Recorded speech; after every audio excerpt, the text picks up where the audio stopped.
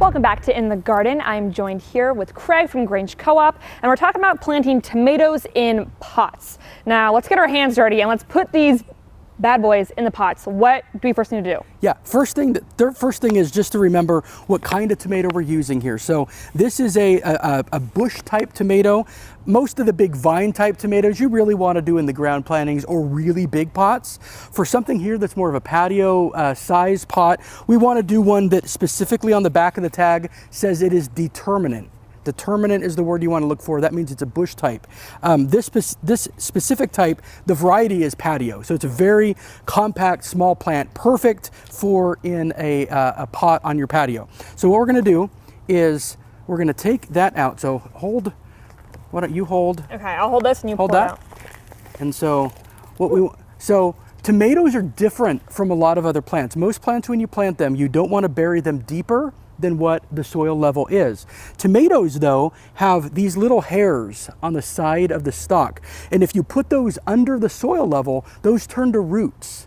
And so you can give the plant a much bigger root system to start with, which ends up with a much more vigorous and healthy plant overall by planting it deeper. So what we can do is we're actually putting this kind of deep in the pot, and we're going to bury parts of this plant that normally you wouldn't when you're planting a pot in the ground or any kind of a plant in the ground. So I'm going to take off a few of these little sprigs. We're going to take some of this Harvest Supreme, and I'll let you get in there as well. So what we're going to do, we're going to take some of this Harvest Supreme. This has a lot of nutrients. It's a compost. There's chicken manure in it. There's a lot of other good, healthy stuff for your plants. And so this is a really lot of nutrient dense compost. So we're going to put some of that around the plant. I'm not going to right now, but we could put some fertilizer in as well that would give you a little bit extra.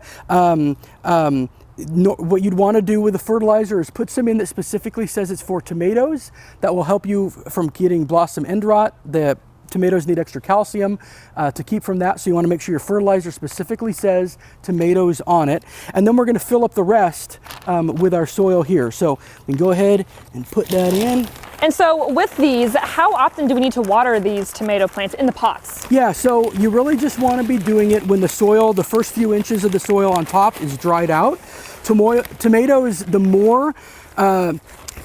tomatoes tend to be overwatered in general by people. And so if you can go ahead and add in, if you add a lot of moisture constantly, you can develop some problems. You can get some blossom end rot problems from inconsistent watering, and you also can just actually dilute the flavor in your tomatoes. Okay, and so then how long will this take to start to bloom? So different varieties are going to be different. The back of your tag is going to tell you how many days. So this one says maturity harvest at 70 days. That generally means 70 days from sowing date. So I don't know how long along this plant is when it was sowed, but generally that is a 70-day tomato is a fairly early, not super early, but a lot of times the numbers you're looking for on a tomato for days are going to be anywhere between, a lot of times the very high 50s is a really early tomato into around maybe the 90-day range for a really late tomato.